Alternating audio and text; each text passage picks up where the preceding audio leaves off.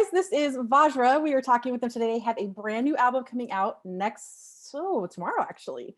And they are with Thundercult Records. The album is called Irkalla. How you guys doing?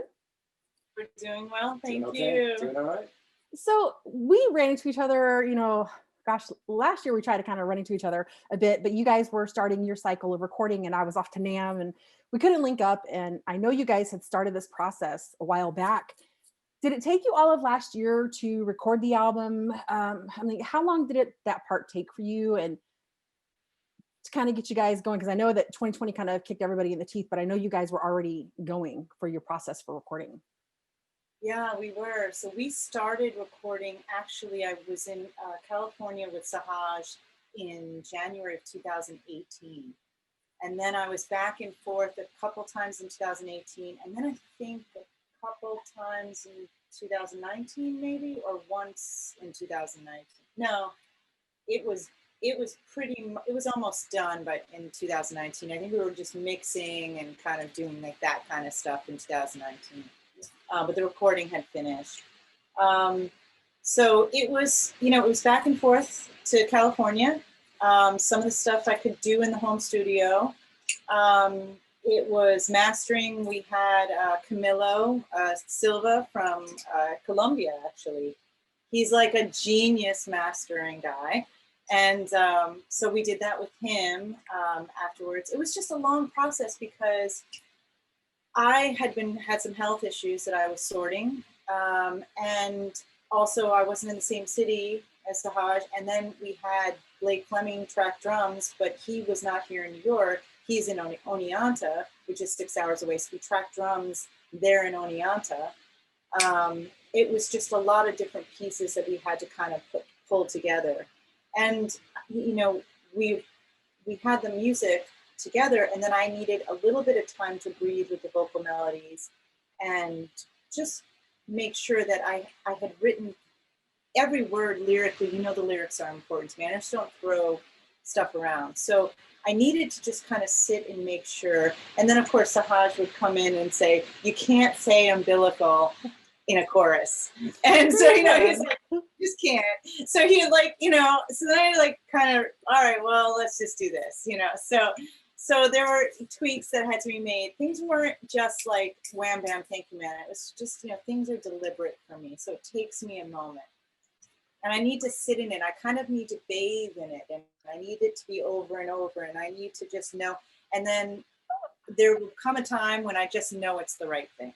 And that's so funny because you're like, you need to bathe in it. And the whole time I'm listening to the album, I was like I could totally I couldn't sit down. I had to stand up to listen because it makes you move. It's got that flow and the energy and the emotion. And that's exactly what your music always does to me. It's that it just makes you have like these feelings you don't normally have and experience with an album. And I totally get the fact that you're just moving your hands on that just tells me that, the album is going to resonate with everybody that hears it the same way. It's just, you're going to each get something different, but you're going to want to move. And you're going to want to feel the space, because I think as I listened and I was moving, I felt the album even more, which was really cool. Part of my test for a vocal melody or even music will be, I actually do a movement test. I do a dance test. I know that sounds completely ridiculous. That is so cool. But I just will close my eyes and just kind of start to see where it takes me. And if it doesn't take me anywhere, it's not right. Or if it just takes me into same repetitive things, it's not right. So I do a dance test. So funny you say it, because I never articulated that in an interview before, by the way. Because nobody ever told you that it expressed that they felt your music in that way. I mean, that just, because that's me. I mean, I guess I feel music different than a lot of other people that I know. And I've had conversations with other people, like with Madeline from Aline. We were talking about their music, and I get this weird sense when you're listening to music, and I can kind of visualize it like a movie screen going through my head of what it should be going. And so I hear music a little different than other people, but then I like to move through it because I think that it's all part of that connection. So it brings you into that different view and sound and feeling of what you get out of the album. So right. And I have that synesthesia, so I see colors and shapes and all that sort of thing. And I really believe that's because I started dancing when I was 3. So I think before I even had a grasp on language, my first mode of communication was listening to something and expressing it through movement. So I think that's why I can see shapes and can see colors. And if it's done, you know, some things might be more visual than others, right? Some pieces of music, but I do have that association. So it might be synesthesia. So what about Meanwhile, you with the feel of if the I music? Oh, sorry, go ahead. I was gonna say, if I start dancing, it's usually air guitar. Nothing wrong with that. Like, it depends on the music. If I'm listening to like a Monomarth or somebody in a Spirit, I'm like growling and making a total fool out of myself. And I only do that at home or at shows. So, so, yeah, that's the fun of it. So for you, Dave, with the music on the new album, how do you feel about it? And what does it inspire you with when you listen to it now that the final wrap of it is done? I mean, what do you gain out of it from it? Well, I actually really like it. So I didn't I'm playing bass now. When I was my history in Vajra has been a guitar player, but I had to leave the band for personal reasons. I left for maybe a year or two. I was sort of like out of music and just doing kind of my own thing, getting life sorted out or whatever. And when I came back, I actually went to a New York City show and I knew the guys that she was playing with. She's got these amazing guitar players. And I'm like, I'm coming back. And you know what? I'm going to play bass. Because I love playing bass. So. And he was a bass player in like all these other bands. I play bass. So I play bass and guitar both in band. I kind of do both. So, and I love the bass lines. So when I listen to this new stuff, like I'm actually sitting there and listening to the bass. The guitars are layered. They're great. We got two guys that are like stunt guitar players that are playing the fuck out of these things. And I'm like, all right, I'm gonna play some lead bass, and it's just like you said, it moves like the song Maya, for example. Just sit and listen to the bass line. It's sick. It's simple, but it's sick. It just goes, and that's fun. So to me, I'm coming back into the band. I've been the longest running member, but I'm coming back in as a new musician, as a new bass player, and it's challenging. The old stuff, forget it, is sick on bass. Like songs like The Apple and Inside the Flame, forget it. But learning that stuff was just like, I had to sit there and really woodshed it. But it's fun. It moves me also, and I love the new music because it just has a great like back end to it, Yeah. He's a feel guy, so like it's weird that guitar is there for him, but he really like, I just knew that instinctually, because he's such a feel guy, that the bass would work. And he started playing the bass lines on guitar, and then he was like, oh hell no, it's got to be with the fingers, and you can hear the difference. I started out with the pick, yeah. And then I'm like, nah. So what I did during COVID, we all had a year off. I learned how to play with my fingers, which I never did. I'm learning how to play guitar, and people keep saying, you've got to use a pick, but I'm more comfortable with my fingers. And it's just the weird, like, and I'm like, there's no wrong way about it, but each brings their own different element to it. When I pick up my Les Pauls now, I'm playing with my fingers. And it's a completely different way of looking at. It's almost like Spanish, Spanish sort of flamenco-y. Yeah. But doing that with a bass really, really changes the way you feel on the instrument. And so yeah, I totally understand. Yeah. So I spent the COVID vacation learning how to actually develop the muscles on my fingers to be a finger picker. He's also supremely inspired by Al Cisneros from Om. So. Yeah. So that's like, now it's the new thing, and he's taking, so this is the new baby. The new baby. That is pretty. Oh wow. Yeah. So he's just been. It's really cool to see, because he's inspired and just playing almost every day, just doing it. Yeah. That's I'm a huge Rush fan also. I love Getty Lee, so that is. Yeah. You get inspiration from everywhere. I'm like, there's so much. And I have to ask, because you have so many different elements in your album that aren't music this time. And where did you get the inspiration to pull those different sounds in? Because it's cool how you have this flow, like you start the album out and it's kind of start that, like I said, it takes you kind of on a journey, and it pulls you into that intro, and then you jump right into Maya. And then each song is something different, and they're so different, but they still work perfectly together. And there's so many more elements than I expected to find on the new album. So where did the inspiration come from that? Was that from your time in India, or did you, you know, did you pull that from maybe things that are going on in the world around you? So when I write, I kind of go into a ritual space to write. So it just depends on where I'm at that moment. Um, for Wind, it was a piece that I had actually written a couple of years back. I do this thing around New Year's where I take like 5 days and I reflect on my year and I put it in a piece of music. And that year, that's what came. And I do it like 5 days, quick, wham, bam, thank you. Like just get it out and don't overthink it. And that I had to tweak it, but afterwards, but for the album, but that's what just came to me. And it was one of those things where you know, when you watch your hand, I was watching my hands and it was like someone or something is just moving my hands and it's not me, because you're in another space, you know, you're letting it flow through you. And I thought that would be a perfect piece for this Irkalla album, because Irkalla is this Sumerian word for the underworld. So it means, to me, it's a metaphor for the base level thinking. This is the first album in the trilogy albums exploring consciousness. This is the lowest level of consciousness. This is base, ego, materialism, lie, cheat, steal, you know, jealousy, you know, just Machiavellian, you know, crap. And that's what this is. So I thought that's what that song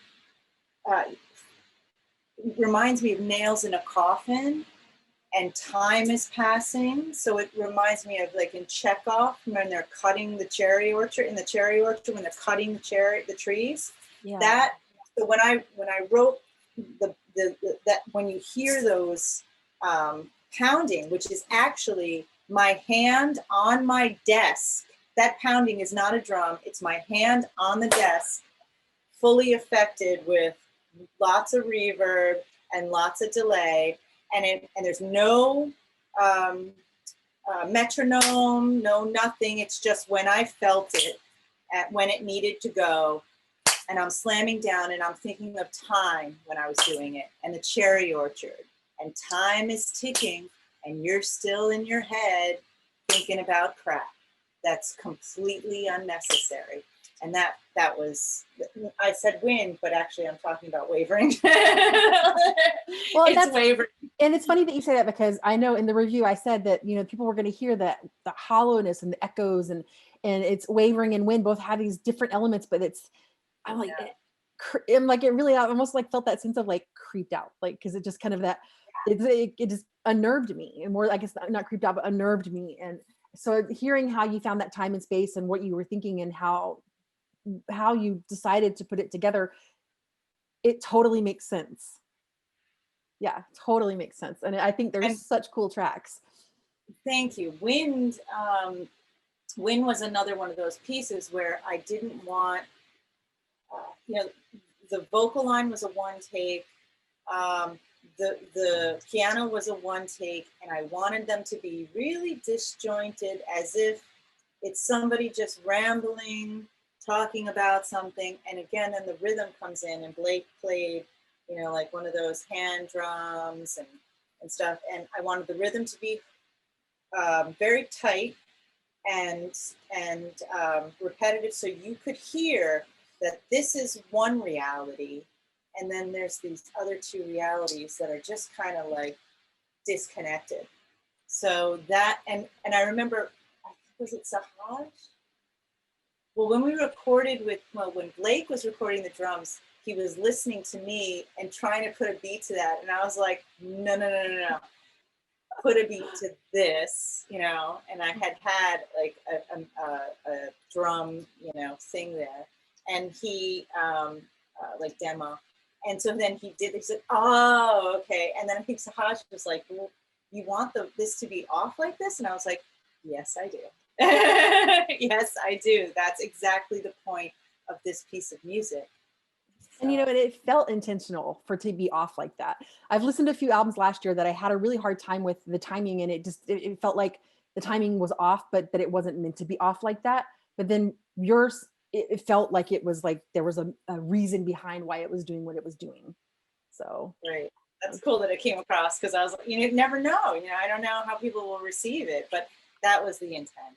But I think that having this, the really tight drum, piece there really helps you to understand that. If the drums were kind of all over the place, I think you'd be like, maybe that would be too much. yeah. For that piece. For that piece. Yeah, absolutely. And you guys have gotten a lot of people who've been talking about the new music. Same with last time in 2017, you guys had a Loudwire premiere, and then now you had, like, it was Metal Injection premiered you guys on the new album from Maya. And like, people love what you do. It's different, but it's still like I think they have our time kind of classifying, like, because they'll hear one song and they're like, oh, that was really cool, kind of like metal. It's like some progressive, and then they're like, I'm not really sure, but it works so well, and you guys stick into their metal and the rock genres, and I love how people connect to your music, and it's people from all different lines of the area, of like different groups of genres, like across the line. And I think that's really cool that you guys have this really strange connection with the music that I don't hear in lots of others, but how so many people totally feel and connect to what you do. So yeah, it's really awesome. For the new release, like so far with everything people have been talking about the music, what's been most surprising to you hearing the feedback? What is surprising?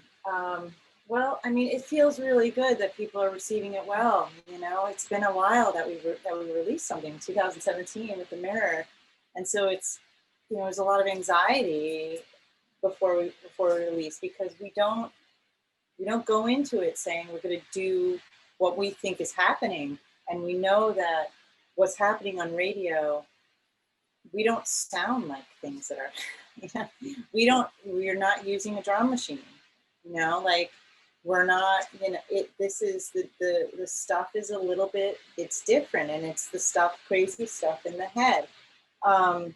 So thankfully Sahaj came in to kind of, he's smoothing out the edges and moving things around and stuff like this, but you never know how it's going to be received. So I had some sort of I had anxiety before release, like, is this even are people going to think this is just okay? Is this going to work or not? And so it feels really good to know that it's being received and people are really happy with it. I mean, that for me, that's the first thing that comes to my mind. We're seeing it on social media and all this, because right now everything is online and all that, so which everyone knows. We're getting a lot of good reactions, which is refreshing.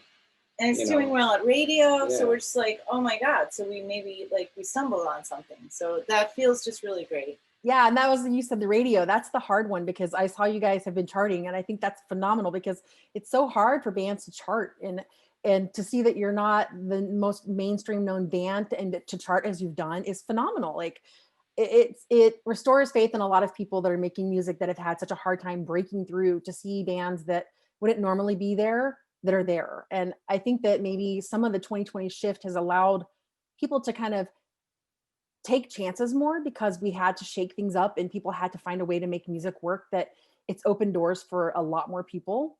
So I think that's really cool, and congratulations. Thank you. I fully agree with that. I was gonna say, the charting stuff is cool, because I'm gonna grab the power cord. I think we need a power cord. I'm just gonna grab that real quick. The charting stuff is really cool, because these DJs, they'll get the music, but they don't have to play it, if they don't like it. And so we're seeing these ads to these radio stations, and it's being added because they like it, and that's really cool. Yeah, it's that's like the ultimate compliment when DJs are hand selecting some of your stuff and playing it, because the labels are involved a lot, and it's really hard for people to get their radio plays, but DJs have a lot of say in what they want to play on their shows, and that's definitely, and it gives the emphasis behind your music that they think it's good. So yeah, I think it's really cool. She's coming back. I was like, what is she going to get? Sorry, the power cord. I was like, oh shit. Yeah, no, but I'm also fighting. I'm also fighting for it. I'm Yeah. also basically saying I believe in it, and I hear a lot of stuff on the radio, and I'm going to be quite honest. It doesn't move me. It doesn't move me at all. It's like we joke around and we're like, oh yeah, that sounds like this band. Next song comes on, sounds like the same band, and that sounds like the same band again. Third song, fourth song comes on, sounds like the same band. And I'm sorry, you know what, I'm not sorry. I'm kind of unapologetic about it. That's what it sounds like. And that's what happens when you have corporate interests running the show. Yeah. So it's not, we've got to come back to a space when we're feeling and we're creating and we're celebrating an artist. Yes. We have to be committed to that. And if we're not committed to it, no one's going to be committed to it because we're the ones who are creating. So I am fighting for that. And I'm fighting to do it on our own terms, as the great artists have done. And I'm not saying we're great artists, but I'm saying those great artists have inspired me to do that kind of stuff, to believe in what I believe in, and to create, to open myself up, to catch something that I hear and to translate it into the material world, because that's what I think our role is. Yes. It's shamanistic. It is shamanistic. And I think that when you say that, it's the whole community around music as well. Like, you guys make the music and you're the creators. And then there's people like myself that, you know, I'm running a radio show and I do interviews and I write about music and I'm promoting your music. And we have a responsibility to not only help bands that have been out there and paved ways, but we have a responsibility to help foster in new bands, to help people to discover new music and to take chances. And I think a lot of people still don't do that. And it makes me really sad because I have more pleasure out of finding another band that I've not heard of, or revisiting a band that's really new, or somebody who just has not had as much play out there than I do with a lot of the mainstream bands, because I do agree that a lot of them sound too much alike. They don't take risks. They get comfortable. And I don't enjoy that. And I mean, I've tuned out like terrestrial radio. I tuned that out a long time ago. Once in a while I hear it from my car, but I've got my phone set up with the music I like. I've got, you know, Days Rock Radio. We've got our online radio station. We play a ton of independents and a ton of lesser known bands. We still throw some mainstream, but we have so much more space for people that you're not going to hear every day, because it's important to do that. But because I also love the music that I'm hearing, because there's a lot of great music out there. Yeah. I love seeing the charts that, like, we're sort of, we got our toe in this thing where you see names like Marilyn Manson and Rob Zombie and all this, and then there's our name, and it's like, I can imagine like some of those guys is like team saying, who the fuck is Vajra? You know, if they're trying to get Vajra, all the whole thing, yeah. The badge, but Vajra. That's fun. I well, you know. Yeah. So when your publicist sent me your video back in 2017, the first thing I said is, "Oh, is this the badge?" And then I was like, "But no, it's like," I was like, "It is. People do that." I'm like, but then I watched the video and I was so blown away. And I made that point to come out to your acoustic show that you guys did that electric show and then you did the acoustic. And I think I was more impressed with the acoustic because it's so raw and it has such a different feeling. And so now I have to make sure to catch you guys when you do a big show again, because I'm like, I don't think I've ever seen you guys do an electric show yet. Well, yeah. I did, except for the one that you guys did when you were in Sweden and they live streamed you. I did catch part of that. And that was funny to watch the audience, because people that didn't know you, they were like, what is she doing? Because of the way they always, yeah. We see that like often. I mean, when I come off stage and I'm like, I don't know what they were thinking. They were just like staring, like lulled, like sometimes when they don't have to, like, they don't. And I'm like, did they like us? Did they hate us? Like, what was it? And I mean, I guess if they didn't like it, they wouldn't stay there. But the look on the face was like, is always. Am I going to get beat up? Yeah. Just like, what? So I don't know. Sweden, it's look at they'll stay. I mean, but I thought that was the funniest thing, that was watching the crowd, because I was watching and I was like, they don't get it yet. But then to watch the shift when they started to get it. Yeah. Yeah. That's always so cool. There's always a shift. There is a shift. And it just depends on the show where we're at. There's like a moment. And then it's like the floodgates open and they're in it. So, Yeah, absolutely. So, but that was a good show in Seattle, the acoustic. that was great. That That was was at the, a magical oh, show. what was that venue? Ah, that was The one of our theater. little, it's one of our, the Columbia Theater. That's where it was. Yes. It was Yeah. And then, like fancy room to the, yeah. yeah, That was great. that was a really cool, that was a cool gig. It was a small little thing, but it was such a cool, intimate, it was really, really a cool show. Yeah. Oh, And I guess good. that's I what feel like started, they have really that, good beer yeah. there. Yeah, that was a really cool theater. It's one of our older theaters we have here in Seattle, and it's a gym. And I hope to God we don't lose it because of everything that's gone on with 2020. And I know you guys have lost a ton of venues. We keep shedding them left and right here because it's just been so hard. I mean, I don't know about you guys in New York. Have you guys started getting any live shows at all back? No. Yeah, Shut down. we're still on no shows at all whatsoever. I was talking with a friend in Atlanta today, and they've got a show coming up that they're doing some modified shows, and they're going to go to Nashville and do a show. And it's interesting to see how people are bringing shows back, but I really hope we don't lose so many venues. I mean, we've lost so many already, and I don't know how we're going to survive for the bands that aren't mainstream, because those are the venues that support our local artists and give other artists a chance. Yeah. We're worried about that. We definitely had a lot of smaller venues in New York City shut down, and the ones that are still around, they're hanging on by a thread, and they're doing, fundraisers, live stream type fundraisers and stuff. But, if there's another, Fauci gave the green light for the fall, but it's only Almost January. says February. So like, what? I thought I was like smoking crack or something today when I read that. I was like, did he say he thinks he's going to start live shows in February? Like, that just blew my mind. Yeah, but the fall, is a long way away still, and I don't, and then, there's still, you can't go inside places in New York City. So like, if January, February, March are, 0 degrees, I don't know how anybody's going to stand outside and drink and, whatever. So, yeah. And the rents are crazy. Yeah, it's the same. I think it's the same story we hear in every city from everybody I've talked to, and friends were sharing same stories across the world. Like venues are closing left and right, and it's just been such a hard.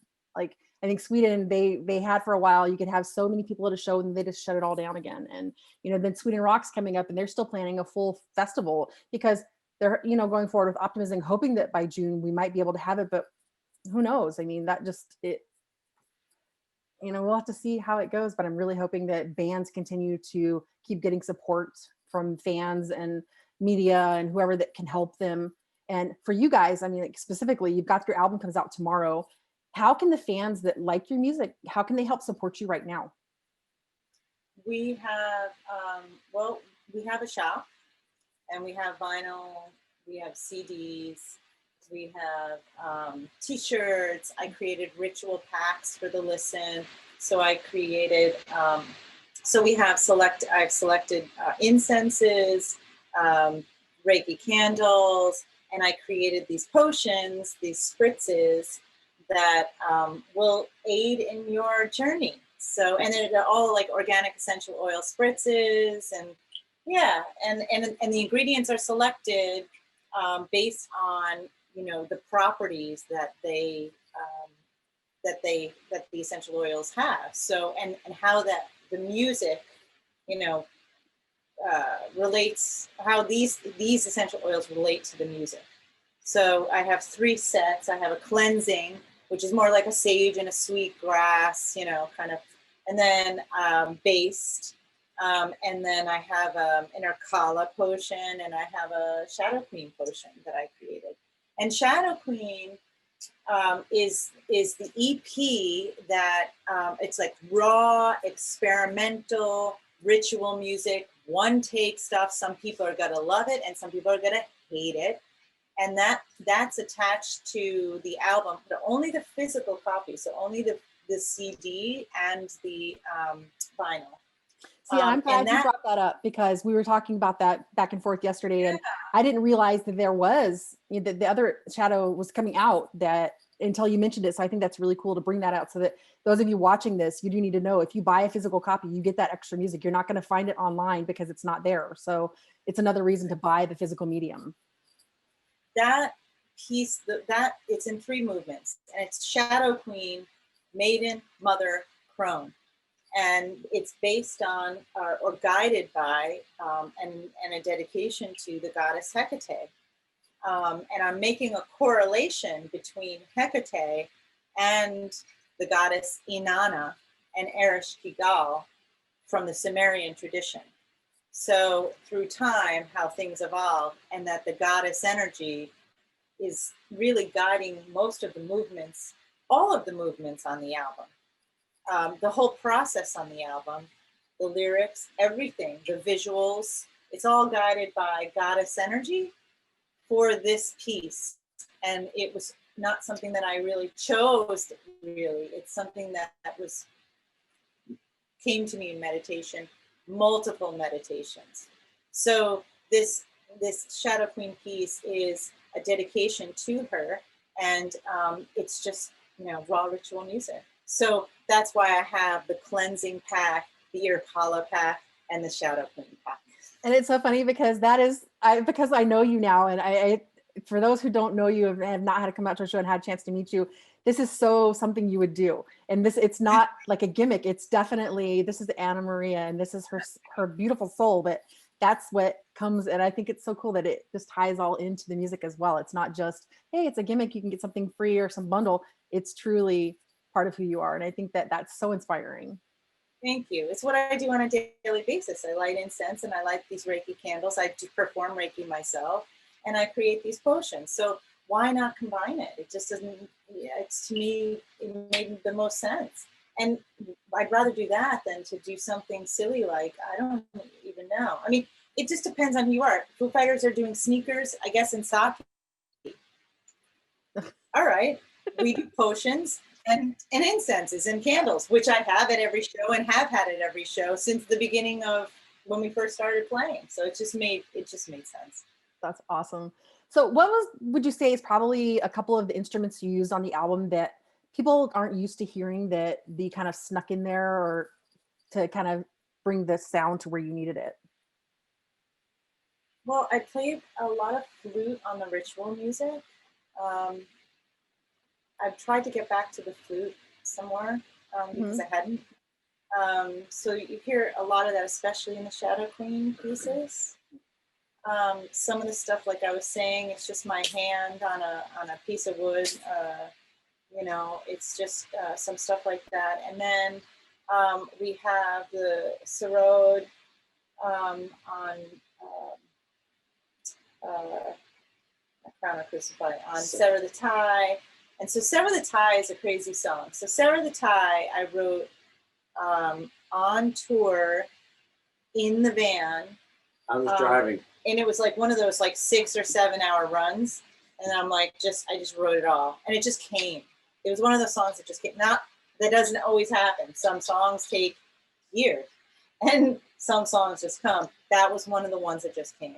And then the lyrics and the melody I wrote in Italy, sitting at a kitchen table. I was visiting my parents, sitting at the kitchen table at like 1 o'clock in the morning when everyone was asleep.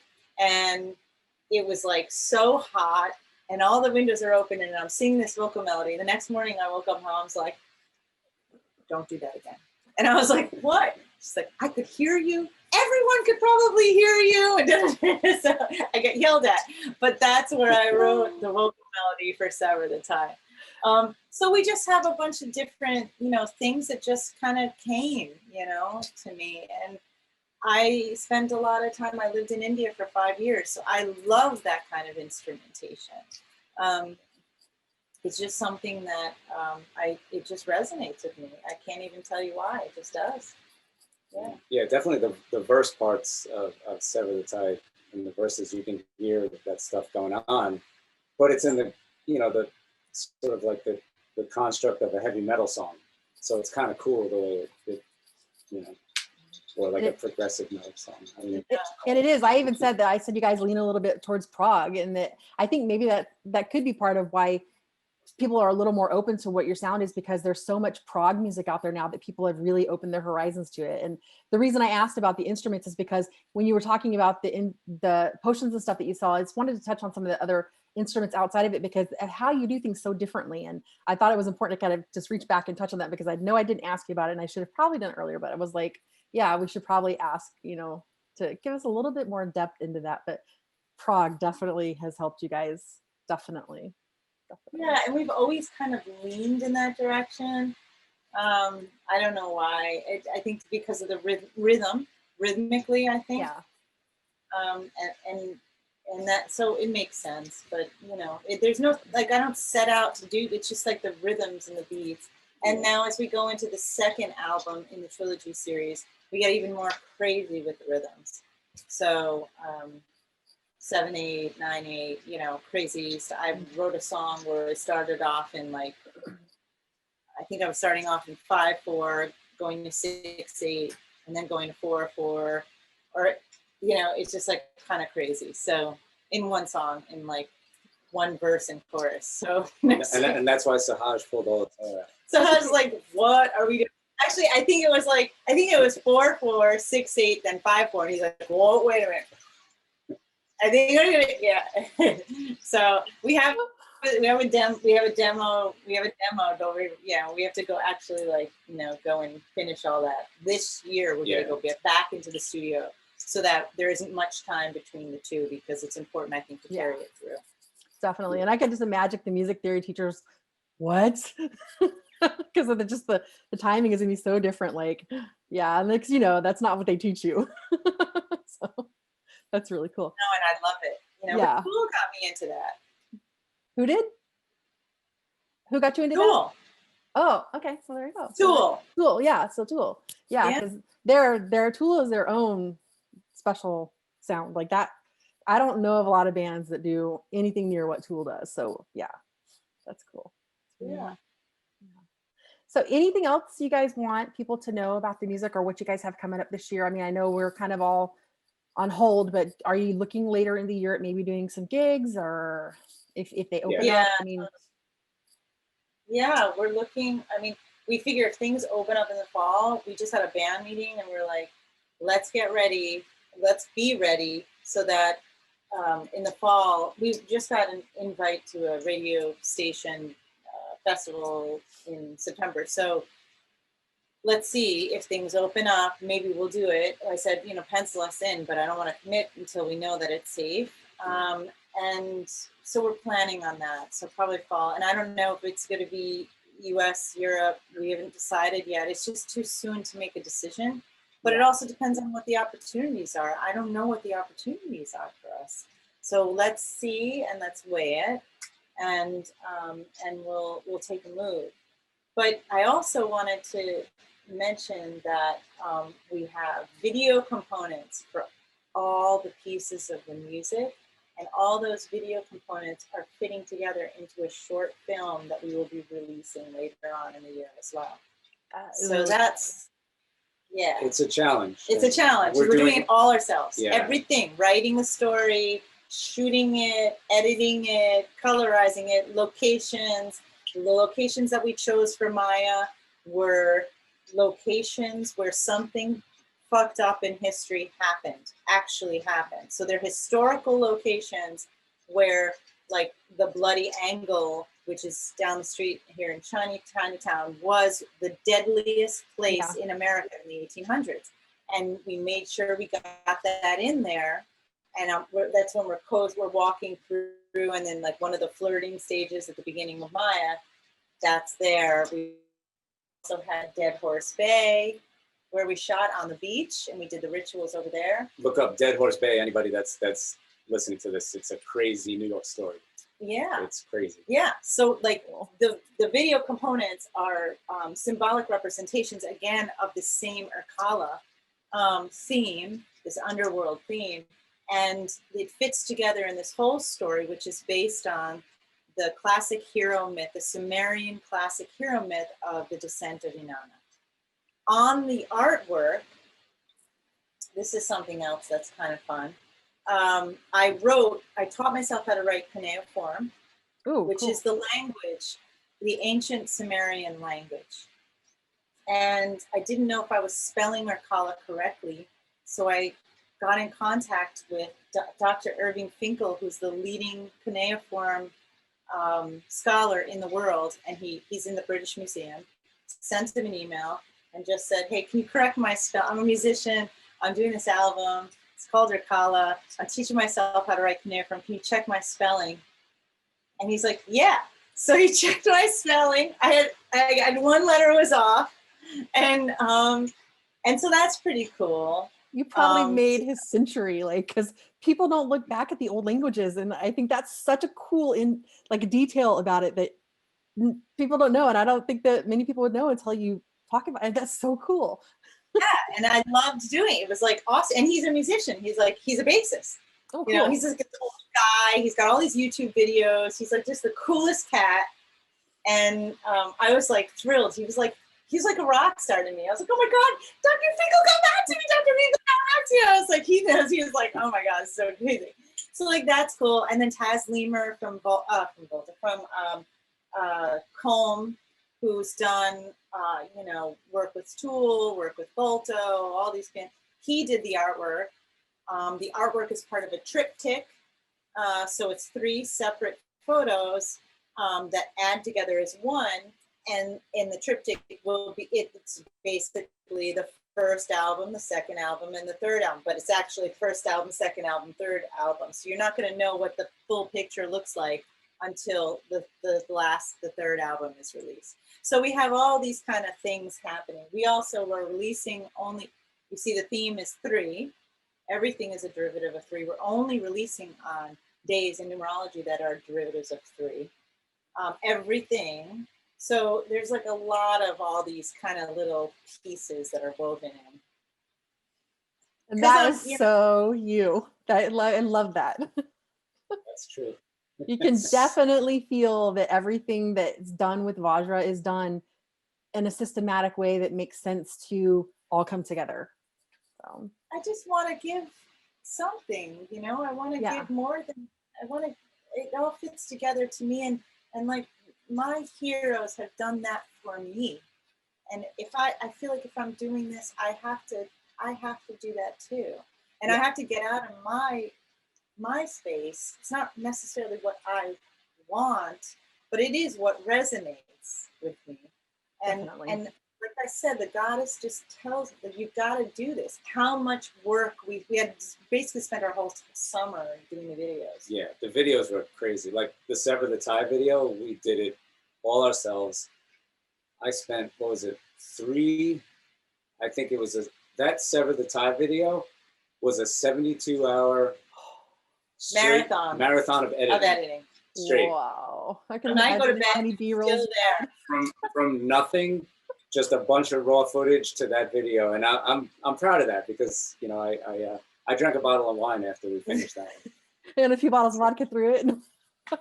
That's a lot. I can't imagine how much video you had to work with to do that. That's just amazing. You got a lot of video footage, and it's actually crazy when you start. Like I've never sent a video out for someone else to do. I've always wanted to do it ourselves, for a while yet. Anyway, all this stuff is all like I couldn't see somebody else coming in and doing it for some reason. So it's like. I forgot what I was going to say.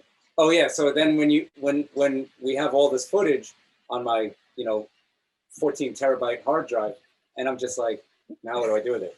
And I'm watching hours of footage, and I'm just like, and most of it's bad because most of it's like, oh shit, let me do that again. Oh, and it's crazy.